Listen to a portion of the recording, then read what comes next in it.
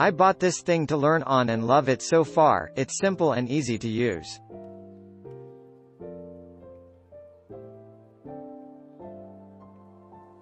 I have now used this a lot now. I use it outside, so I have to use the fluxed wire. I have found this to be a very well-built machine and at a great price point. I highly recommend this welder. I am welding stem pipe and building corrals with it. I use it hooked up to a 30-amp generator. It works great. On long welds it tends to tax the generator a bit. I just stop and let it all idle for a bit, and then I am off to the races again.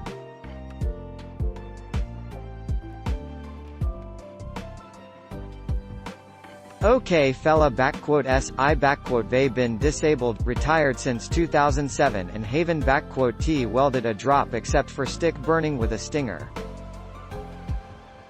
Finally got well enough in 2017 to start piddling again. My Lincoln stick could not be brought down cold enough to burn on thinner material, and I thought, why not invest in a new MIG I_M, an actual pipe fitter, welder, non-coated, and have done most pipe with the stick because of the penetration T. Thick pipe and sometimes thicker. Well now, I am just a hobbyist and do a bit on the side to supplement my fixed income of overhauling, repairing lawn tractors, mowers, trailers, frames. You get the idea, right? Well anyway, my stick was way too hot to weld on those thinner materials and could not be adjusted any lower for the 7018-S and 6010-S that I normally used. They would just stick to the metal when touched. So, I made the leap back to the old MIG with flux core wire. I did not want a no-name brand or Chinese knockoff. I studied many reviews before making my choice of what to get and the requirements I needed it to make. I finally chose the Hobart Handler 190 number 500554 at 230 volts. It is not the cheapest one, nor is it the most expensive either, and will handle material thickness of up to 1/4 of an inch. Even for hardened steel such as armor plate, and with the optional spooler, it can be used on aluminum as well.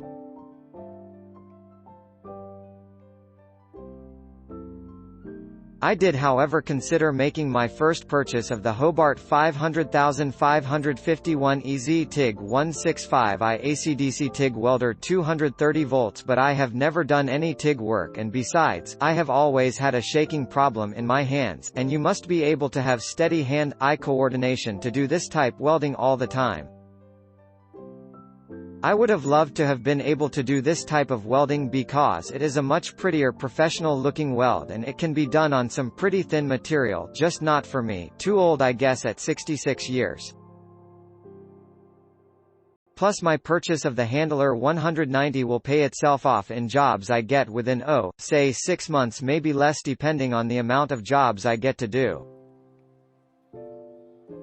My initial purchase of the Handler 190 was not just the machine itself, there were many extra _S that I wanted to have on hand, mainly because I do not like having to put a job on standby from running out of something then having make my customer wait for me to get more. So, when I made my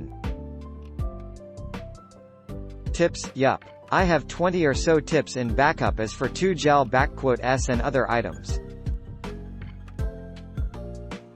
I do suggest getting the pliers they advertise to go with the unit, spring-loaded to keep them open, and much better quality than a regular set of cutters, plus they are designed to be able to knock off the buildup spatter that occurs inside of the gun nozzle as long as you use the gel in tandem.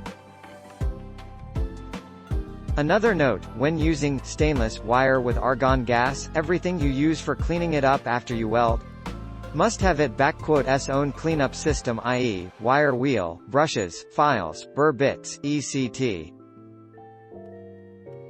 These items must be dedicated for stainless use only because cross-contamination of the material results in a weak weld. So, basically, click link in description for more reviews. Please click the link below for more information.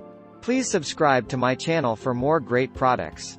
Please use my affiliate links to support my channel.